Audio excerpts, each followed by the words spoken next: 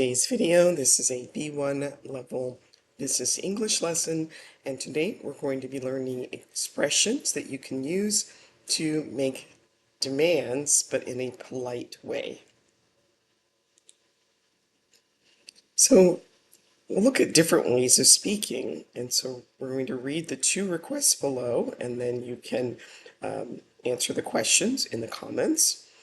Here he says, "Stop what you're doing, help me now, my work is more important." And this person says, "Sorry, I know that you're busy, but could you help me for a moment? I would really appreciate it." So what are the differences between how the two people speak, and how likely would you be to help the people speaking, and why? All right, now we have some vocabulary words. You can pause the video and try to match the vocabulary words with their definitions, and then restart the video when you're ready to check the answers. The condition of something at a certain time would be number 6, the status. To say that you will not do something is to refuse, number 5. Understood by people without being said in words, that's number 1, unspoken. Not certain and may change later, that's number 2, tentative. Something you do to help somebody is number 3, favor. And allowing somebody to do something is number 4, permission. All right, now you're going to complete the sentences below with the correct word from the boxes, and you may need to change the form of the words. You can pause the video and try this on your own, and then restart when you're ready to check your answers. So you will need to ask for the manager's permission if you want to go home early. He looked at them and smiled, showing his unspoken agreement. Let's make a tentative plan to meet again next Thursday, but I will confirm tomorrow. Could you do me a favor and carry these boxes downstairs for me? Please email me next week to update me on the status of the order. And I asked if he would like to give a presentation, but he refused. So you're going to read an article about being polite in English, and before reading, you can discuss the questions below in the comments. So what points do you think the article will talk about? And can you give any examples of polite language in English? All right, now read the article, and then as we read each section, we'll look at which of these topics each section of the article addresses. You can pause the video and read on your own, or you can follow along as I read. Being polite in English. In most countries you visit, if a cashier greets you, you're expected to reply with a greeting. If someone cooks you a meal, you should thank them. If someone is speaking with you, you should not be staring at your phone. These things are common in all cultures, but there are some ways that being polite can be different depending on the country you are in. Of course, in English, it's nice to use words and phrases like please, thank you, and excuse me, but being polite is more than that. The English language is full of unspoken rules about how to be polite, and if you don't follow them, others may think you are rude. So here, it talked about different types of polite language, and maybe actions that are considered polite all over the world. When making a request, we often use modal verbs like could, may, and would to sound more polite. For example, I would like a glass of water is much more polite than saying I want a glass of water. Or worst of all, give me a glass of water. And could you give me 5 minutes is so much more polite than saying go away. You are much more likely to get what you want if you politely ask someone, "Would you mind speaking a little more quietly?" than if you yell at them to be quiet. Also, indirect questions like "Do you think you could lower the heat?" are more likely to get a positive result than direct orders like "I need you to lower the heat." Qualifiers like slight or a bit can be used to make negative feedback seem less strong. Tentative language like perhaps and I'm not sure if can make an opinion seem more polite. And when you need to decline an invitation, "I'm afraid I can't" is more polite than no.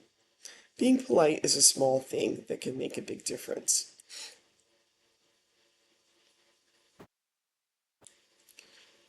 So here they talked about making requests and giving negative feedback and different types of polite language.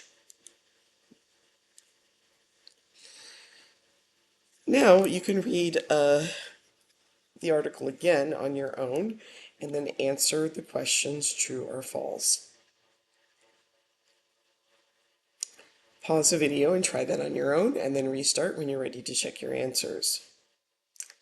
So all of the ways to show politeness are the same in different countries. Let's say that's false. Using words like please, thank you, and excuse me are not enough to show politeness. That is true. Modal verbs are often used to show politeness. That is true. And qualifiers can make our opinions sound less strong. That's true. All right, now check the examples of polite and impolite language from the text. "Give me a glass of water," or "I would like a glass of water." "Be quiet," or "Would you mind speaking a little more quietly?" "I need you to lower the heat." "Do you think you could lower the heat?" And can you think of any other polite expressions to use in each situation? And what would you say in these situations? And you can share your ideas in the comments. Indirect questions, or questions that don't start with the question word or an auxiliary verb, can be used to be polite. In indirect questions, we add a statement before the question word, and we don't need to change the order of the subject and the verb. So the direct question, "Could you talk to Musa for me?" And the indirect question, "Is there any chance that you could talk to Musa for me?" So notice that the subject and verb don't change order. Direct question, "What do you want?" And indirect question, "Could you tell me what you want?" Notice how we don't use the auxiliary verb do. We sometimes use statements with if when the question has a yes or no answer. It would be very helpful if you could create the presentation.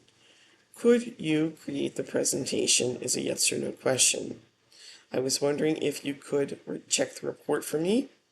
Could you check my report for me is a yes or no question.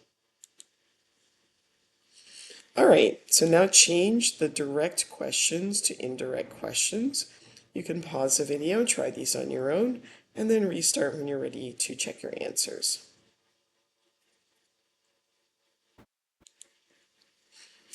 All right, so did you finish the presentation? Could be, I was wondering if you finished the presentation. Could you complete the presentation by Monday? Is there a chance that you could complete the presentation by Monday? Could you send me the file by the end of the day? It would be great if you could send me the file by the end of the day. Who is he? Do you know who he is? How do you use this program? Can you explain how you use this program? And where is the copy machine? Would you mind telling me where the copy machine is?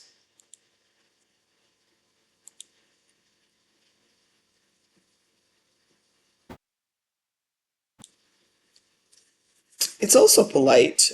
It's also important to be polite when we ask for permission. If it's available, could I move our meeting to the function room? Do you think I might be able to go home early this afternoon? Would it be okay if I used your computer for a few minutes? It's a good idea to say what we mean in a softer way, and tentative language is useful for doing this. So you've made a mistake. It looks like there might be a small mistake. It seems like we could make this even better. Or that's not a very good idea. Perhaps we could think of another way, and I'm not sure if this is really the best idea. All right, now look at the examples below. How could the same meaning be expressed in a more polite way? So listen and then compare your ideas. So we have some examples. That won't work. We need to offer a discount for the first 100 customers. I'm not sure that will work. Maybe we could try offering a discount to the first 100 customers. So go ahead and see if you can write down the polite ways that you could express each of these, and then we'll listen and you can check your answers.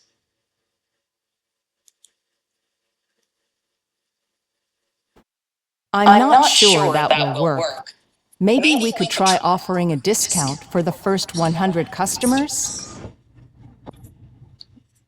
I noticed that you sometimes have spelling mistakes in your emails. This might make us look careless to clients. Would you mind spell checking your emails before you send them out? Have you had a chance to complete the report? I would be very grateful if you could send it to me as soon as it's complete.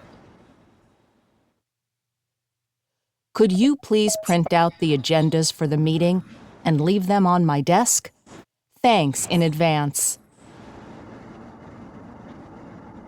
If you're not too busy, is there any chance you could review my report for me? I was hoping you might be able to do it before the deadline in an hour.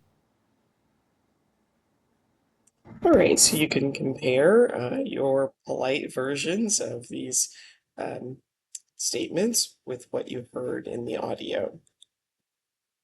And then here are a few more.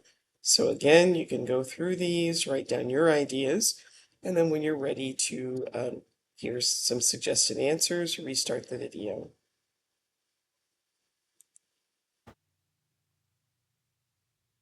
Do you think that you might be able to work late tonight? I was hoping we could finish preparing for the meeting tomorrow. Do you happen to have a pen that I can borrow? Thanks for your offer for coffee. Unfortunately, my schedule is full in the coming weeks, but I'd be happy to spend 10 to 15 minutes on the phone with you. I'm sorry, but I'm afraid I won't be able to help you anymore. Something very important has just come up.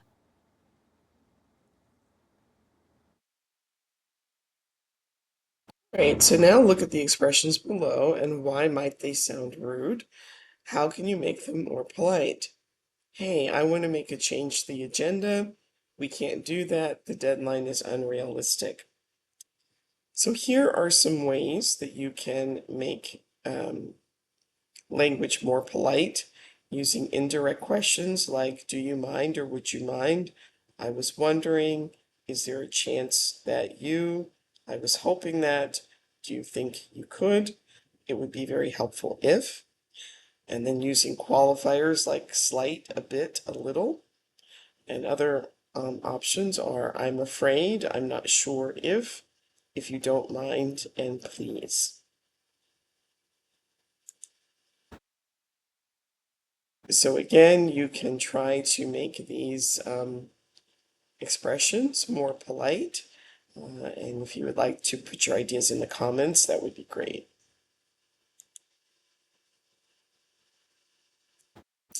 All right, so we're gonna read the information below, and then you're going to come up with a polite way to express the ideas in the situation. And there's one tip. It's a good idea to thank Philip for the work he has done before asking him to work late again. So you're the manager of a busy marketing company. Your team has an important deadline to meet. You need Philip, one of the team, to work late this evening Philip worked late every day last week and wants to spend this evening with his family because it's his daughter's birthday. So if you want to write a dialogue between Philip and the manager, and here are some of the indirect questions, qualifiers, and other phrases that you can use to help with that. And here is another scenario, the same thing. You're the CEO of a chain of retail stores. Mariana is one of your best store managers. You're opening a new store in another state and you want Mariana to manage the store to help make it a success. Mariana has just bought a house near where she works now and has children who go to a local school. So again, you can write a dialogue between the CEO and Mariana using the polite language that you learned in this lesson. And that brings us to the end of today's video. Please like, subscribe, share, participate in the comments, and I will see you next time. Thanks for watching. Bye.